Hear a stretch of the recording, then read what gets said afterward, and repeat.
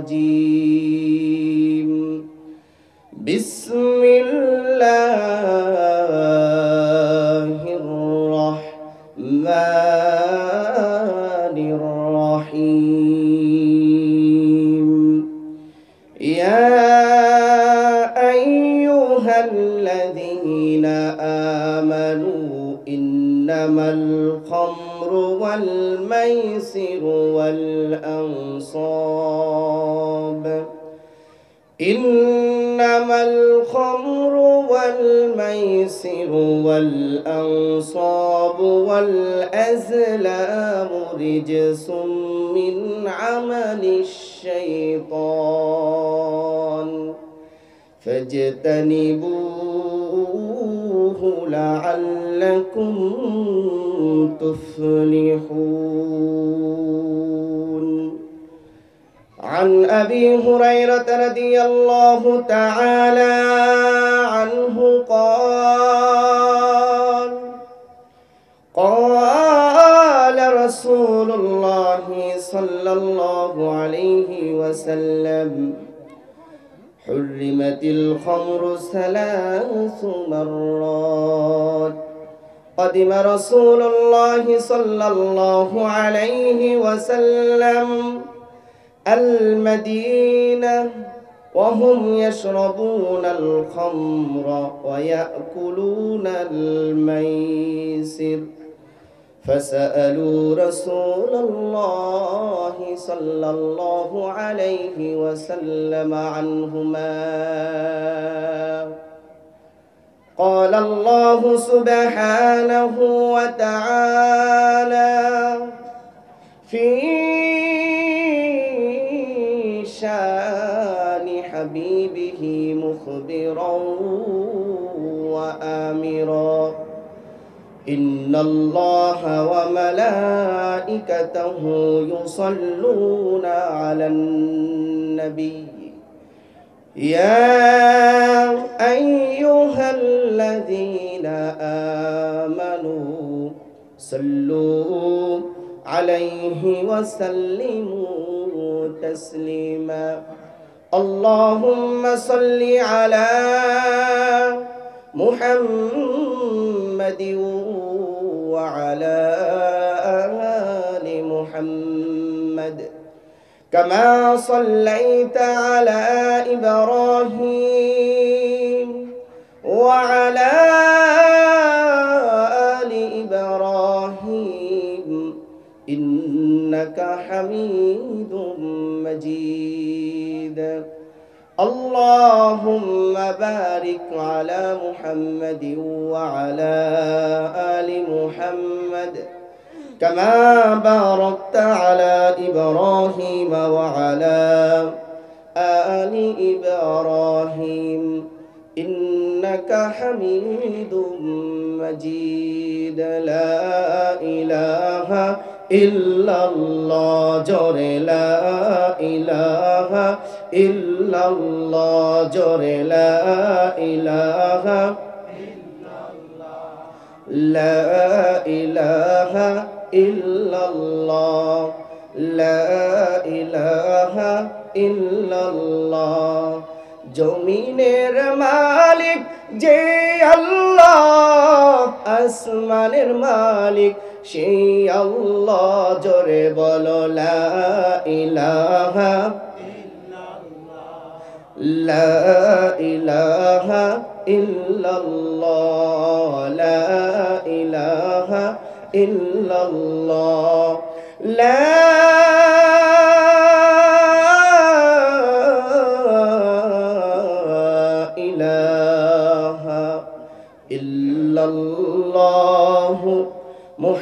মুহাম্মাদুর রাসূলুল্লাহ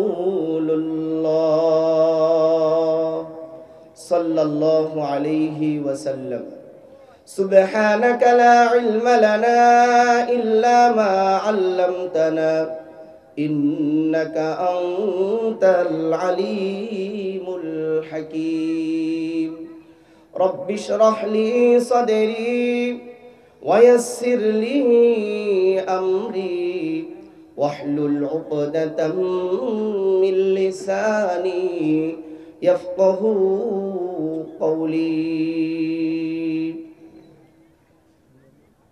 ইটাহাটা নিমেটের এলাকাবাসী ও যুব সমাজের উদ্যোগে প্রথম বার্ষিক তাফসীরুল কুরআন মাহফিলের সম্মানিত সভাপতি, বিশেষ অতিথি, প্রধান অতিথি, প্রধান বক্তা, দ্বিতীয় বক্তা এবং মঞ্চে উপবিষ্ট জাতির শ্রেষ্ঠ সন্তান হযরত উলামা একরাম, আমার সামনে উপবিষ্ট দূর দূরান্ত থেকে আগত তাওহীদ প্রেমী, ইসলাম প্রেমী, কুরআন প্রেমী, আমার বাবার বয়সী বাবাজিরা, কলিজার টুকরা যুবকেরা, আমার সামনে উপবিষ্ট বিভিন্ন মাদ্রাসার তালিবুল ইলম ছাত্র ভাইরা, পর্দার অন্তরালে অবস্থানরত আমার মা এবং বোনেরা, সকলকেই আন্তরিক শুভেচ্ছা এবং অভিনন্দন জানাই। এবং আজকের এই মাহফিলে আল্লাহ তাআলা আমাদেরকে আসার জন্য, বসার জন্য, কুরআনের তাফসীর, কুরআনের থেকে কথা শোনার জন্য আমাদেরকে সুযোগ তৈরি করে দিয়েছেন, তৌফিক দান করেছেন। এজন্য আমরা সকলেই সেই রব্বে কারিমের দরবারে কালিমাতুশ শুকর আদায় করে বলি আলহামদুলিল্লাহ। আর একটু জোরে কি বলা যাবে না আলহামদুলিল্লাহ? আজকের মাহফিলে আসতে পেরে আপনারা খুশি নাকি বেজার? কম নাকি বেশি? আমরা আজকের মাহফিলে আসতে পেরে খুশি, পরিমাণেও বেশি।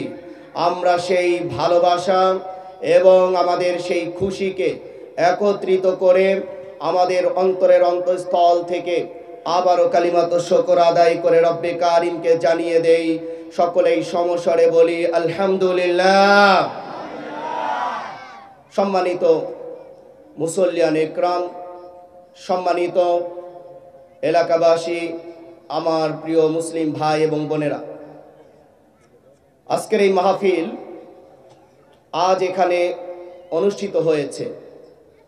আমাদের মঞ্চে সম্মানিত বিজ্ঞ উলামা একরাম উপস্থিত আছেন, যাদের ছাত্র হওয়ার যোগ্য আমি না, কিন্তু আমি আপনাদের সামনে কিছু কথা বলার জন্য দায়িত্বপ্রাপ্ত হয়েছি, তাই কিছু কথা বলবো ইনশাআল্লাহ।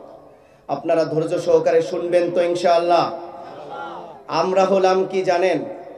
আমরা হচ্ছি অত্র এলাকার যে সমস্ত ওলামা একরাম, ইমাম সাহেবগণ, খতিব সাহেবগণ আপনাদের সামনে সেই সন্ধ্যা থেকে আলোচনা করতেছেন। আমরা আমাদের এলাকার মান সম্মান ঠিক রাখার জন্যই, যেহেতু আমাদের এখানে বাহির থেকে দুইজন মেহমান আসবেন, একজন রাজবাড়ী থেকে আসবেন আর একজন মিরপুর থেকে আসবেন, তারা এসে যেন আমাদের এলাকার পরিবেশ, আমাদের এলাকার কোরআন প্রেমী মানুষ দেখে খুশি হয়ে যায়, আমরা সেজন্যই মাঠ তৈরি করার জন্য কাজ করছি। আমরা এই মাহফিলকে যারা আজকে আমাদের সামনে উপহার দিল, ইটাহাটা নিমেট্রাক এলাকাবাসী এবং যুব সমাজের প্রত্যেকটা মানুষকে আমরা ধন্যবাদ জ্ঞাপন করছি। তারা আজকে আমাদেরকে এই সুন্দর একটা মাহফিল উপহার দেওয়ার জন্য। আপনারা কি আমার এই কথার সাথে একমত? একমত? আজকের এই মাহফিলে আমরা আসতে পেরেছি। বিগত দিনে এইটা মনে হয় 2 নাম্বার মাহফিল নিমেট্রাকের ইতিহাসে। এটা মনে হয় কয় নাম্বার মাহফিল? 2 নাম্বার মাহফিল। কয়েকদিন আগে একটা মাহফিল হয়েছিল, এবার আরেকটা মাহফিল হচ্ছে। তো এভাবে এই মাহফিলের, কোরআনের এই ধারাবাহিকতা আমরা চাই প্রতি বছর। আমাদের নিমেট্রাকবাসীর কাছে আবেদন, প্রতি বছর যেন আমরা এই সুন্দর একটা আয়োজন করতে পারি এবং আপনারা সকলেই শারীরিকভাবে, মানসিকভাবে, আর্থিকভাবে, জনবল, অর্থবল, সব বল দিয়ে সহযোগিতা করবেন তো ইনশাআল্লাহ? আল্লাহ তাআলা আমাদেরকে তৌফিক দান করেন, সকলে বলেন আমিন। সম্মানিত হাজিরিন, আর কথা না বাড়িয়ে আমরা আজকে আমার আলোচ্য বিষয়ে ঢুকে যাব ইনশাআল্লাহ। আমার আলোচ্য একটি বিষয় দিয়েছে এলাকার যুবকেরা এবং এলাকাবাসী, সেটা হলো মদ এবং জুয়া। মদ এবং জুয়া। এই মদ এবং জুয়া ভয়াবহতা এবং কুফল সম্পর্কে আপনাদেরকে একটু সচেতন করার জন্য কুরআন এবং হাদিসের আলোকে মদ এবং জুয়া কতটুকু, এবং এর মধ্যে আরেকটি বিষয় বলেছে সুদ সম্পর্কে, যদি সময় পাই বলবো। এরপরে পরকীয়া জিনা সম্পর্কে কথা বলার জন্য আবেদন করা হয়েছে, আমরা চেষ্টা করব ইনশাআল্লাহ। তবে আজকে আমাদের মূল টার্গেট হচ্ছে মদ এবং জুয়া সম্পর্কে আলোচনা শুনবো ইনশাআল্লাহ। আমরা আলোচনা শুনবো মদ কখন থেকে, কিভাবে, কেন এই মদকে ইসলামে হারাম করা হলো।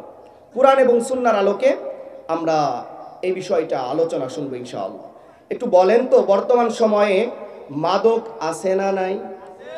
আর একটু জোরে বলেন, আছে না নাই? মাদক, আজকে মাদকের কারণে যুব সমাজ ধ্বংসের দ্বার প্রান্তে পৌঁছে গিয়েছে। কথা বলেন ঠিক কিনা? আজকে যুবকেরা তো আছেই, অনেক মুরব্বীরাও এই মাদকের সাথে জড়িত আছে না নাই?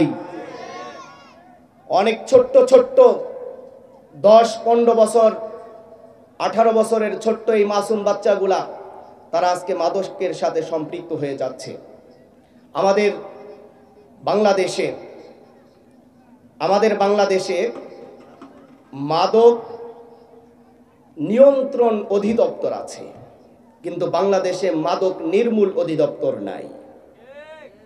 বাংলাদেশে মাদক নিয়ন্ত্রণ অধিদপ্তর আছে, কিন্তু বাংলাদেশে মাদক নির্মূল অধিদপ্তর না থাকার কারণে আজকে কোন মানুষকে মদের লাইসেন্স দেওয়া হচ্ছে। তারা বড়লোক হওয়ার কারণে তারা তাদের বাড়িতে খেতে পারবে, বারে গিয়ে খেতে পারবে, নির্দিষ্ট স্থানে যেয়ে খেতে পারবে, নির্দিষ্ট ব্যক্তিকে লাইসেন্স দেওয়া হচ্ছে।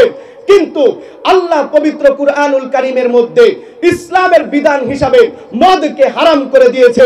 যেই সমস্ত মানুষ আল্লাহর হারাম করা বিষয়কে বাংলাদেশের বিভিন্ন পেশা শ্রেণী এবং বয়সী মানুষের জন্য যারা হালাল করে দিল, তারা একটাও ঈমান নাই, সবগুলো বেঈমান হয়ে গেছে। কথা বলেন ঠিক কিনা? তার কারণ, যদি কোনো ব্যক্তি হারামকে হারাম হিসাবে খায় তার ঈমান যায় না, কিন্তু হারামকে যদি কেউ হালাল হিসাবে খায় তার ঈমান আর থাকে? জোরে বলেন, থাকে? তাহলে বাংলাদেশে আমাদের ইসলামে মদ হারাম, কিন্তু বাংলাদেশে কিছু কিছু মানুষের জন্য মদ হালাল। তাহলে যেই সমস্ত মানুষ মদের লাইসেন্স দিল, কোরআনের বিরুদ্ধে আইন করেছে কি করে নাই? কোরআনের বিরুদ্ধে আইন করার কারণে তাদের ঈমান চলে যাচ্ছে। মুহতারাম হাজিরিন, আজকে এই মাদকের কারণে যুব সমাজ তারা নষ্ট হয়ে যাচ্ছে। শুধুমাত্র নয়, শুধু যুবক একাই ধ্বংস হচ্ছে না, বরং এই মাদকের সাথে জড়িত থাকার কারণে যুবকের ফ্যামিলি নষ্ট হচ্ছে, যুবকের সমাজ নষ্ট হচ্ছে, যুবকের দেশ নষ্ট হচ্ছে। এমনকি মাদকের টাকা না দেওয়ার কারণে নিজের গর্ভবতী মা এবং গর্ভদাতা পিতাকে গলা জবাই করে হত্যা করেছে। এমন ঘটনাও বাংলাদেশে আছে না নাই? বাংলাদেশে এমনও আছে, সেটা কোনো গরিব ঘরের ফ্যামিলির সন্তান নয়, বরং সেই সন্তানটি একজন বাংলাদেশের টপ লেভেলের একজন সরকারি কর্মকর্তার সন্তান, যে নিজের মা বাবাকে মাদকের জন্য, মদের জন্য তারা কি করেছে, নিজের বাবা এবং মাকে হত্যা করে দিয়েছে। এজন্য আসুন কুরআন এবং হাদিসের আলোকে মদের বা মাদকের ভয়াবহতা এবং কুফল সম্পর্কে জেনে নেই। আল্লাহ তাআলা এই মদকে ইসলামের মধ্যে যারা মুসলমান হবে তাদের জন্য হারাম করে দিয়েছেন। এই মাদকটি একবারে আল্লাহ রাব্বুল আলামিন হারাম করেন নাই, বরং ধাপে ধাপে ধাপে ধাপে ইসলামের মধ্যে এই মদকে হারাম করা হয়েছে। তার কারণে এই মদকে আজ হারাম করা হয়নি, এই মদকে হারাম করা হয়েছে ১৫০০ বছর পূর্বে, যখন আপনার আমার নবী জীবিত ছিল। আপনার আমার নবী সাল্লাল্লাহু আলাইহি ওয়াসাল্লাম যেই যুগে জন্মগ্রহণ করেছিলেন, ওই যুগের নাম হলো আইয়ামে জাহেলিয়াত, বর্বরতার যুগ, জাহেলি যুগ, অন্ধকারের যুগ। কথা বলেন ঠিক কিনা? ওই সময়কার মানুষগুলা বর্তমান সময়ের মতো কিছু কিছু মানুষ মদ খাবে, আর কিছু কিছু মানুষ মদ খেতে পারবে না, বিষয়টি এমন ছিল না। অর্থাৎ তাদের যেই আইন ছিল, সংবিধান ছিল, ওই আইনের মধ্যে মদ হারাম ছিল না। বরং খাবারের প্লেটে একসাথে খানা খাচ্ছে, মাও মদ খায়, বাবাও মদ খায়, ছেলেও মদ খায়, মেয়েও মদ খায়। এভাবে ওই সময়টা বর্বরতার যুগে এই মদের প্রচলন ছিল কম নাকি বেশি? বেশি ছিল। যার কারণে ওই সময়ে মদ সম্পর্কিত আয়াত আল্লাহ তাআলা একসাথে যদি নাজিল করে দেন, তাহলে ওই সময়কার মানুষ যারা দিন রাত মদের মধ্যে ডুবে থাকতো, তাদের জন্য মানতে কষ্ট হয়ে যাবে। এজন্য রব্বুল আলামিন তিনি এই মাদককে, এই মদকে একবারে হারাম করেন নাই, বরং এই মদকে আল্লাহ রাব্বুল আলামিন 3টি ধাপে হারাম করেছেন। কয়টি ধাপে? একটু জোরে বলেন, কয় ধাপে? আরো জোরে বলেন, কয় ধাপে? 3 ধাপে আল্লাহ রাব্বুল আলামিন এই মদকে হারাম করে দিয়েছেন। আল্লাহ রাব্বুল আলামিন যেই মানুষগুলোর কথা এই মানুষ হারাম করা হয়েছিল, এই মানুষগুলো সব সময় মদের মধ্যে, মাদকের মধ্যে লিপ্ত থাকতো। এই জন্য একেবারেই হারাম করে দিলে মানুষগুলো মাদক ছেড়ে দিবে, বিষয়টি এমন নয়। এজন্য মানুষের যেন কষ্ট না হয় ইসলামের বিধান মানার জন্য, এই জন্য আল্লাহ রাব্বুল আলামিন ধাপে ধাপে এই আয়াতগুলো নাজিল করে দিয়েছিলেন। হযরত আবু হুরায়রা রাদিয়াল্লাহু তাআলা আনহু, যিনি হলেন সাইয়্যিদুল মুহাদ্দিসিন, হযরত আবু হুরায়রা রাদিয়াল্লাহু তাআলা আনহু বলেন, হুররিমাতিল খামরু সালাসু মাররাতিন, এই হারাম মদকে হারাম করা হয়েছে 3 বারে, অর্থাৎ 3 ধাপে মদকে হারাম করা হয়েছে। কোন সময় মদকে হারাম করা হলো? কাদিমা রাসূলুল্লাহ সাল্লাল্লাহু আলাইহি ওয়াসাল্লাম আল মদিনাতা, আল্লাহর নবী সাল্লাল্লাহু আলাইহি ওয়াসাল্লাম যখন মদিনায় আগমন করলেন, ওয়াহুম ইয়াশরাবুনাল খামরা ওয়া ইয়াকুলুনাল মাইসিরা, আল্লাহর নবী যখন মদিনায় আগমন করলেন, তারা ওই মদিনার যেই সমস্ত মানুষ ছিল, ওই মদিনার মানুষগুলো তারা মদ পান করত এবং তারা জুয়া খেলতো। আল্লাহর নবী সাল্লাল্লাহু আলাইহি ওয়াসাল্লাম যখন মদিনায় আসলেন, এখন ইসলামের বিধান কি মদের ব্যাপারে সাহাবা একরাম রাদিয়াল্লাহু তাআলা আনহুম আল্লাহর নবীর কাছে জিজ্ঞাসা করলেন। ফাসাআলু রাসূলুল্লাহি সাল্লাল্লাহু আলাইহি ওয়াসাল্লাম আনহুমা, আল্লাহর নবীর কাছে এই যে মদ এবং জুয়া সম্পর্কে আল্লাহর নবীর কাছে সাহাবা একরাম প্রশ্ন করলেন। এরপরে আল্লাহ তাআলা মদকে হারাম করে দিয়েছেন। এটা একটা মদ।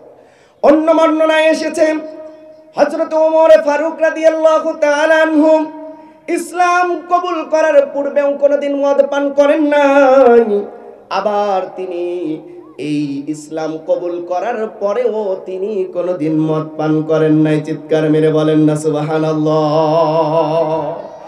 আল্লাহর নবী সাল্লাল্লাহু আলাইহি ওয়াসাল্লামের এই সাহাবী হযরত ওমর রাদিয়াল্লাহু তাআলা আনহু, তিনি মদ খাওয়ার পরে মানুষগুলার যে অবস্থা হয়, অর্থাৎ কেউ মাতাল হয়ে নিজেরা মারামারির মধ্যে লিপ্ত হয়ে যায়, মাতাল হয়ে তারা জিনা ব্যভিচারের মধ্যে লিপ্ত হয়ে যায়। এই মাতাল হওয়ার পরে তারা বিভিন্ন সময়ে বিভিন্ন মারামারি কাটাকাটির মধ্যে লিপ্ত হয়ে যায়। হযরত ওমর রাদিয়াল্লাহু তাআলা আনহু, তিনি আগে থেকে এই মদ খাওয়ার পরে প্রতিক্রিয়া সম্পর্কে তিনি পছন্দ করতেন না। এজন্য তিনি মনে মনে ভাবতেন, আল্লাহ তাআলা যেন এই মদ খাওয়াকে ইসলামের মধ্যে হারাম করে দেয়।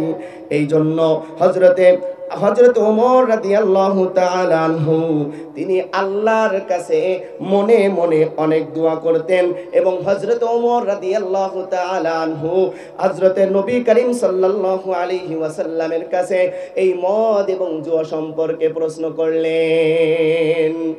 আল্লাহর নবীর কাছে যখন হযরতে ওমর রাদিয়াল্লাহু তাআলা আনহু প্রশ্ন করলেন, ইয়া রাসূলুল্লাহ, ইয়া হাবিবাল্লাহ, ইসলামের মধ্যে মদ এবং জুয়ার বিধান কি, তখন আল্লাহ তাআলা পবিত্র কুরআনুল কারীমের মধ্যে আয়াত নাজিল করে দিলেন। সুবহানাল্লাহ।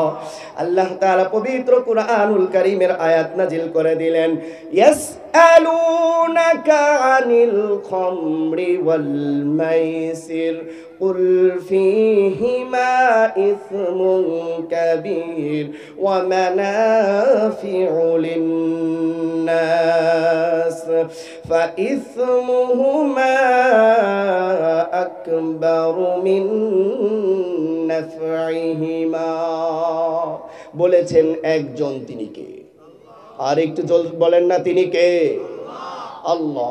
আল্লাহ তাআলা বললেন, হে নবী, আপনার কাছে সাহাবায়ে কেরাম অথবা অন্যান্য মানুষ যারা আছে, বিশেষ করে সাহাবায়ে কেরাম এখানে উদ্দেশ্য, আপনার কাছে তারা জিজ্ঞাসা করে মদ এবং জুয়া সম্পর্কে। নবী, কুল, আপনি বলে দিন, ফীহিমা ইসমুন কাবীর, এই মদ এবং জুয়া এই দুইটার মধ্যেই অনেক বড় অপরাধ রয়েছে, এই দুইটাই অনেক বড় গুনাহের কাজ। ওয়া মানাফিউ লিন-নাস, কিন্তু এই মদ এবং জুয়ার মধ্যে মানুষের অনেক উপকারও কিছু উপকারও রয়েছে। তবে নবী গো, আপনি শুধুমাত্র এই কথাটাই বলেন না, বরং আপনি বলেন ওয়া ইসমুহুমা আকবারু মিন নাফইহিমা। এই যে মদ এবং জুয়া, এই মদ জুয়ার যেই উপকারিতা রয়েছে, এই উপকারিতার চাইতে এই মদ এবং জুয়ার গুনাহটা অনেক বড়। চিৎকার মেরে বলেন না নাউযুবিল্লাহ। আল্লাহ রাব্বুল আলামিন জানিয়ে দিলেন, এই মদ এবং জুয়ার মধ্যে মানুষ যদি লিপ্ত হয়ে যায়, তারা অনেক বড় গুনাহের মধ্যে লিপ্ত হয়ে যাবে এবং তাদের জন্য সাময়িক কিছু উপকার রয়েছে। তবে জেনে রাখো, এই উপকার কিন্তু উপকারের চাইতে বেশি। অর্থাৎ যদি কোনো মানুষ এই মদ জুয়ার মধ্যে জড়িত হয়ে যায়, তাহলে তার উপকার যা হবে তার চাইতে ক্ষতি বেশি হবে। চিৎকার মেরে বলেন না নাউযুবিল্লাহ। মুহতারাম হাজিরিন, সাহাবায়ে কেরাম রাদিয়াল্লাহু তাআলা আনহুমদের কাছে যখন এই আয়াতে কারিমার কথা নাজিল হয়ে গেল, আল্লাহর নবী যখন এই আয়াতে কারিমা তেলাওয়াত করে শোনালেন, শোনানোর পরে সাহাবায়ে কেরাম রাদিয়াল্লাহু তাআলা আনহুমদের যেই একটা অবস্থা হয়ে গেল, তারা বললেন, যখন উপকার আসে, একদল সাহাবী দুই দলে বিভক্ত হয়ে গেল। কয় দলে? দুই দলে বিভক্ত হয়ে গেল। এক দলের লোক বলল, আল্লাহ যখন বলছে এইটার মধ্যে গুনাহ আছে, আমরা এইটা আর খাবো না। চিৎকার মেরে বলেন না সুবহানাল্লাহ। আর এক দল বলল, আল্লাহ তো সরাসরি হারাম করে নাই। আর এক দল কি বলল? আল্লাহ তো সরাসরি হারাম করে নাই, সুতরাং যতক্ষণ পর্যন্ত হারাম না করবে ততক্ষণ পর্যন্ত আমরা খেয়েই যাব। হযরত ওমর রাদিয়াল্লাহু তাআলা আনহুকে ডাকা হলো।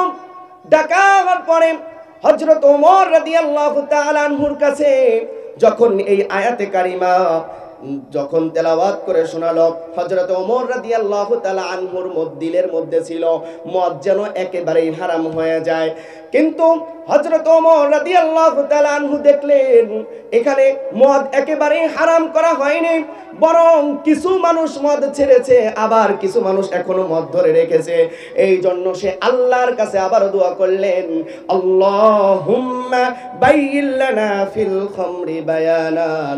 ইয়া আল্লাহ, মদের ব্যাপারে আপনি সুস্পষ্ট একটি ক্লিয়ারলি বক্তব্য আপনি আমাদের কাছে পেশ করেন। সুবহানাল্লাহ।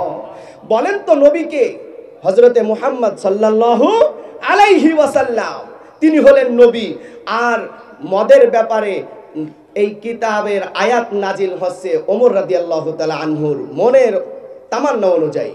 তাহলে এই জন্যই তো নবী করিম সাল্লাল্লাহু আলাইহি ওয়াসাল্লাম বলেছেন, লাউ কানা মিন বাদি নাবিয়্যুন লাকানা ওমর ইবনুল খাত্তাব রাদিয়াল্লাহু তাআলা আনহু। হযরতে নবী করিম সাল্লাল্লাহু আলাইহি ওয়াসাল্লাম বলেছেন যে আমার পরে যদি কেউ নবী হতো তাহলে খাত্তাবের বেটা ওমর নবী হয়ে যেত। সুবহানাল্লাহি ওয়া বিহামদি। হযরত ওমর রাদিয়াল্লাহু তাআলা আনহুর দিলের আকাঙ্ক্ষা অনুযায়ী আল্লাহ তাআলা পবিত্র কুরআনুল কারীমের তেলাওয়াত আয়াত নাজিল করতেছেন। সুবহানাল্লাহি ওয়া বিহামদি। এটা হলো এক নাম্বার ধাপ। অর্থাৎ 1 নাম্বার ধাপ যখন আয়াত নাজিল হয়ে গেল, কিছু সাহাবী মদ ধরে এখনো আছে, আর কিছু সাহাবী বলে না না না, যেইখানে গুনাহ আছে ওই জিনিসগুলো আমরা করতে পারি না, সাথে সাথে মদ ছেড়ে দিলেন। সুবহানাল্লাহ। 2 নাম্বার ধাপে হযরতে ওমর রাদিয়াল্লাহু তাআলা আনহু আবারও দোয়া করলেন। একদিন আল্লাহর নবীর একজন সাহাবী হযরতে আব্দুর রহমান ইবনে আউফ রাদিয়াল্লাহু তাআলা আনহু সাহাবায়ে কেরাম রাদিয়াল্লাহু তাআলা আনহুমদের কয়েকজনকে তার বাড়িতে দাওয়াত দিলেন। দাওয়াত দেওয়ার পরে তারা খুব সুন্দরভাবে খানা খাইলেন। সুন্দরভাবে খানা খাওয়ার পরে এখনো যেহেতু মদ হারাম হয় নাই, আমাদের দেশে খাবার খাওয়ার পরে 7 up, Coca Cola, RC, Mojo, Sprite ইত্যাদি দেয় কি দেয় না? একটু কথা বলেন, দেয় কি দেয় না? ওই সময়ে যেহেতু মদ হারাম না, এই জন্য খাওয়া দাওয়ার পরে একটু মদ তারা দিছে। মদ খাওয়ার পরে একটু পরেই যখন নামাজের সময় হয়ে গেল, হযরতে আব্দুর রহমান ইবনে আউফ রাদিয়াল্লাহু তাআলা আনহুর বাড়িতে তখন ওই উপস্থিত দাওয়াতি মেহমান সাহাবায়ে কেরাম নামাজে দাঁড়িয়ে গেলেন। বলেন তো, এই মদ খাওয়ার পরে বুদ্ধি ঠিক থাকে নাকি কমে যায়? জোরে বলেন। আসুক, আইসা বসে যাবে, কোনো বয়ানের মধ্যে কারো বক্তব্য না হবে না। সম্মানিত হাজিরিন, মদ খাওয়ার পরে যেহেতু এখনো মদ হারাম হয় নাই, খাওয়া দাওয়া শেষে যখন আব্দুর রহমান ইবনে আউফ রাদিয়াল্লাহু তাআলা আনহু মদ খাওয়ার জন্য তারা দিলেন। মদ খাওয়ার পরে যখন মাগরিবের নামাজের সময় হয়ে গেল, কোন কোন বর্ণনা মতে হযরতে আলী রাদিয়াল্লাহু তাআলা আনহুর তার ইমামতিতে মাগরিবের নামাজ শুরু হয়ে গেল। মাগরিবের নামাজের মধ্যে হযরতে আলী রাদিয়াল্লাহু তাআলা আনহু তিনি পড়তেছিলেন। আগে আমি শুদ্ধটা বলি, এরপরে আপনারাটা একটু ভুলটা ধরতে পারেন। আল্লাহর নবীর সাহাবী তখন ওই নামাজের ইমামতিতে তিনি কাফিরুন সূরা পড়তেছিলেন। বলেন তো কোন সূরা? কাফিরুন সূরা। কাফিরুন সূরাটা হলো কুল ইয়া আইয়ুহাল কাফিরুন লা আ'বুদু মা তা'বুদুন। এটা হলো কাফিরুনের পরে আরো আয়াত আছে এভাবে, লা আ'বুদু মা তা'বুদুন, অর্থাৎ তোমরা যেই রবের ইবাদত করো আমরা ওই রবের ইবাদত করি না। কিন্তু যেই সাহাবী ইমামতিতে নামাজ আদায় করতেছিলেন তখন তার তো বুদ্ধি শুদ্ধি লোপ পাওয়ার কারণে নামাজের মধ্যে বলা শুরু করলো আ'বুদু মা তা'বুদুন, আমি ওই রবের ইবাদত করি যেই রবের ইবাদত তোমরা কাফেররা করো। নাউযুবিল্লাহি মিন যালিক। দেখেছেন কি অবস্থাটা হয়ে গেল? আল্লাহর নবীর কাছে যখন সাহাবা একরাম রাদিয়াল্লাহু তাআলা আনহু এই রকম ভুল করলেন, আল্লাহর নবীর কাছে যখন এই ঘটনা বললেন, তখন আল্লাহ তাআলা মদের আয়াতে দ্বিতীয় আয়াত নাজিল করে দিলেন। আল্লাহ তাআলা বললেন, ইয়া আইয়ুহাল্লাযীনা আমানু লা তাকরাবুস সালাতা ওয়া আনতুম সুকারা হাত্তা তা'লামুনা মা তাকুলুন। আল্লাহ তাআলা আয়াত নাজিল করে দিলেন, হে ঈমানদারেরা, লা তাকরাবুস সালাহ, তোমরা নামাজের ধারে কাছেও যেও না। কি বললেন? নামাজের ধারে কাছেও যেও না।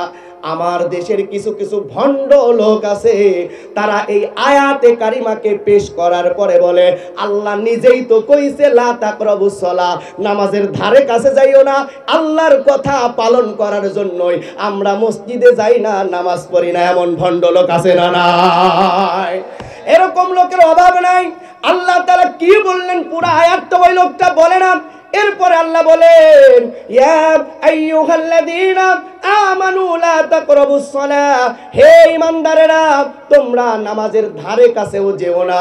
ওয়া আনতুম সুকারা, অর্থাৎ তোমরা মাতাল অবস্থায় মদ খেয়ে মাতাল অবস্থায় তোমরা নামাজের ধারে কাছেও যেও না। বলেন তো মাতাল অবস্থায় যাইতে নিষেধ করছে, আর ওই বেটা চোরের ঘরের চোর বলে যে আল্লাহ নামাজ পড়তেই নিষেধ করছে। কথা বলেন, এমন লোক আছে না নাই? এইরকম লোকের কথা শোনা যাবে না। তাদেরকে বলবেন আল্লাহ তার পরে কি বললো, অথবা এই আয়াতে কারিমার শানে নুজুল কি, যদি বলতে পারিস তোর কথা শুনবো। কথা বলেন ঠিক কিনা? অনেক মানুষ তাদের পিছনে এইরকম কোরআনের আয়াত থেকে তেলাওয়াত করে করে তাদের কাছে শোনায়। তারা কোরআনের আয়াতেতে বলছে, আমরা মূর্খ সূর্খ মানুষ।